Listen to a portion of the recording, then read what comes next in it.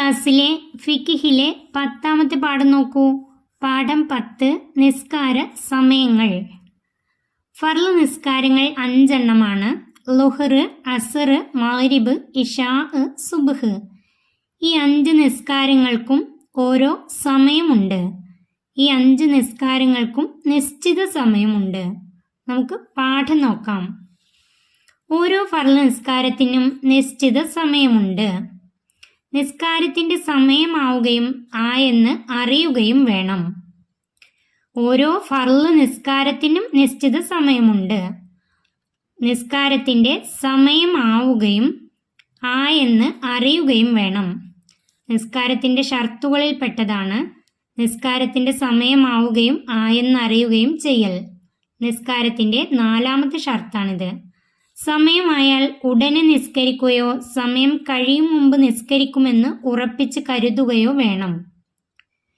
സമയമായാൽ ഉടനെ നിസ്കരിക്കുകയോ സമയം കഴിയും മുമ്പ് നിസ്കരിക്കുമെന്ന് ഉറപ്പിച്ച് കരുതുകയോ വേണം. ആദ്യ സമയത്ത് നിസ്കരിക്കലാണ് കർമ്മങ്ങളിൽ ഏറ്റവും ഉത്തമമായതെന്ന് നബി സല്ലല്ലാഹു അലൈഹി വസല്ലമ പറഞ്ഞിരിക്കുന്നു. കർമ്മങ്ങളിൽ ഏറ്റവും ഉത്തമമായത് ആദ്യ സമയത്ത് നിസ്കരിക്കലാണ്. ഓരോ നിസ്കാരവും അതിൻ്റെ ആദ്യ സമയത്ത് നിർവഹിക്കലാണ് കർമ്മങ്ങളിൽ ഏറ്റവും ഉത്തമമായത്. അതുമാത്രമല്ല, ഓരോ നിസ്കാരത്തിനും അതിൻ്റെ കൃത്യസമയത്ത് തന്നെ നിർവഹിക്കുകയും വേണം. നിസ്കാരം, മറവി അല്ലെങ്കിൽ ഉറക്കം, ഈ 2 കാരണങ്ങൾ കൊണ്ടല്ലാതെ നമുക്ക് നിസ്കാരം നഷ്ടപ്പെടുത്തുവാൻ പാടില്ല. എന്നാൽ ഉറക്കമോ മറവിയോ കൊണ്ട് നഷ്ടമായ നിസ്കാരം, ഉറക്കത്തിൽ നിന്ന് ഉണർന്ന ഉടനെ തന്നെ ആ നിസ്കാരം നിർവഹിക്കണം. മറവി കൊണ്ട് നഷ്ടമായത് എപ്പോഴാണോ ആ നിസ്കാരത്തെ ഓർമ്മ വന്നത് അപ്പോൾ അത് നിർവഹിക്കണം. ഇനി നമുക്ക് ഓരോ നിസ്കാരത്തിൻ്റെയും സമയങ്ങൾ നോക്കാം. 1ാമത്തെ ളുഹർ. സൂര്യൻ മധ്യത്തിൽ നിന്ന് നീങ്ങിയത് മുതൽ ഒരു വസ്തുവിന്റെ നിഴൽ മധ്യാഹ്ന നിഴൽ ഒഴിച്ച് അതിന്റെ അത്ര ആകുന്നത് വരെ. ളുഹർ നിസ്കാരത്തിന്റെ സമയം. സൂര്യൻ മധ്യത്തിൽ നിന്ന് നീങ്ങിയത് മുതൽ ഒരു വസ്തുവിന്റെ നിഴൽ മധ്യാഹ്ന നിഴൽ ഒഴിച്ച് അതിന്റെ അത്ര ആകുന്നത് വരെ. ഇതുപോലെ പഠിച്ചു വെക്കുക. അതായത് ഒരു വസ്തുവിന്റെ നിഴൽ അല്ലെങ്കിൽ ഒരാളുടെ നിഴൽ അയാളുടെ അത്ര തന്നെ ആകുന്നത് വരെ. ഒരു വസ്തുവിന്റെ നിഴൽ ആ വസ്തുവിന്റെ അത്ര തന്നെ ആകുന്നത് വരെയാണ് ളുഹറിന്റെ സമയം. 2ാമത്തത് അസർ. ളുഹറിന്റെ സമയം കഴിഞ്ഞത് മുതൽ സൂര്യൻ അസ്തമിക്കുന്നത് വരെ. ളുഹറിന്റെ സമയം കഴിഞ്ഞത് മുതൽ സൂര്യൻ അസ്തമിക്കുന്നത് വരെയാണ് അസറിന്റെ സമയം. 3ാമത്തെ മഗ്രിബ്. സൂര്യൻ അസ്തമിച്ചത് മുതൽ ചുവന്ന ശോഭ മായുന്നത് വരെ. സൂര്യൻ അസ്തമിച്ചത് മുതൽ ചുവന്ന ശോഭ മായുന്നത് വരെയാണ് മഗ്രിബിന്റെ സമയം. 4ാമത്തെ നോക്കൂ, ഇശാ. മഗ്രിബിന്റെ സമയം കഴിഞ്ഞത് മുതൽ ഫജർ സ്വാദിഖ് വെളിവാകും വരെ. ഇശാഇന്റെ സമയം മഗ്രിബിന്റെ സമയം കഴിഞ്ഞത് മുതൽ, അതായത് ചുവന്ന ശോഭ മാഞ്ഞത് മുതൽ ഫജർ സ്വാദിഖ് വെളിവാകും വരെ, പ്രഭാതം വെളിവാകും വരെയാണ് ഇശാഇന്റെ സമയം. 5ാമത്തെ സുബ്ഹ്. ഫജർ സ്വാദിഖ് മുതൽ സൂര്യൻ ഉദിക്കുന്നത് വരെ. ഫജർ സ്വാദിഖ് മുതൽ സൂര്യൻ ഉദിക്കുന്നത് വരെ സുബ്ഹിന്റെ സമയം. ഓരോ നിസ്കാരവും അതിൻ്റെ ആദ്യ സമയത്തു തന്നെ നിർവഹിക്കണം.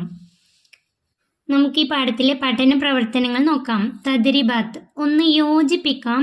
1 ഇശാ, ചുവന്ന ശോഭ മാഞ്ഞ മുതൽ. ഇശാ, ചുവന്ന ശോഭ മാഞ്ഞ മുതൽ. മഗ്രിബിന്റെ സമയം ചുവന്ന ശോഭ മായുന്നത് വരെ. ഇശാഇന്റെ സമയം മഗ്രിബിന്റെ സമയം കഴിഞ്ഞത് മുതൽ ഫജർ സ്വാദിഖ് വെളിവാകും വരെ, അതായത് ചുവന്ന ശോഭ മാഞ്ഞ മുതൽ ഫജർ സ്വാദിഖ് വെളിവാകും വരെ. 2 അസർ. അസറിന്റെ സമയം സൂര്യൻ അസ്തമിക്കുന്നത് വരെ. അസറിന്റെ സമയം സൂര്യൻ അസ്തമിക്കുന്നത് വരെ. 3 സുബ്ഹ്. സുബ്ഹിന്റെ സമയം സൂര്യൻ ഉദിക്കും മുമ്പ്. സൂര്യൻ ഉദിക്കും മുമ്പ് സുബ്ഹിന്റെ സമയം ഫജർ സ്വാദിഖ് മുതൽ സൂര്യൻ ഉദിക്കുന്നത് വരെ, അതായത് സൂര്യൻ ഉദിക്കും മുമ്പ് സുബ്ഹ്. 4 മഗ്രിബ്. മഗ്രിബിന്റെ സമയം സൂര്യൻ അസ്തമിച്ച ഉടനെ.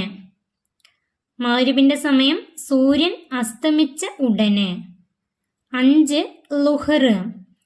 ലുഹറിന്റെ സമയം സൂര്യൻ മധ്യത്തിൽ നിന്ന് നീങ്ങുമ്പോൾ.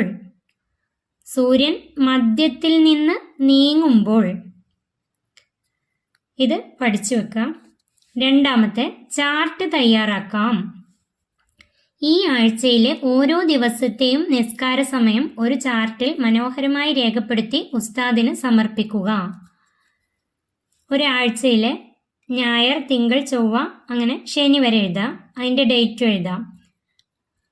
നിസ്കാര സമയം എന്ന് എഴുതിയിട്ട് അതിൻ്റെ താഴെ ലുഹർ, അസർ, മഗ്രിബ്, ഇശാ, സുബ്ഹ് എന്ന് എഴുതാം. ഇനി ഞായറാഴ്ച ലുഹറിൻ്റെ സമയം അവിടെ എഴുതാം, അസറിൻ്റെ, മഗ്രിബിൻ്റെ, ഇശാഇൻ്റെ, സുബ്ഹിൻ്റെ. അങ്ങനെ തിങ്കളാഴ്ചത്തെ എഴുതാം. അങ്ങനെ ഒരാഴ്ചയിലെ ഒരു ചാർട്ടാക്കി എഴുതാം. ഈ പാഠം ഇവിടെ അവസാനിക്കുന്നു. 3ാം ക്ലാസ്സിലെ പ്രിയപ്പെട്ട കുട്ടികൾക്ക് വീഡിയോ ഉപകാരപ്പെട്ടാൽ ചാനൽ സബ്സ്ക്രൈബ് ചെയ്യാനും വീഡിയോക്ക് ലൈക്ക് ചെയ്യാനും മറക്കല്ലേ.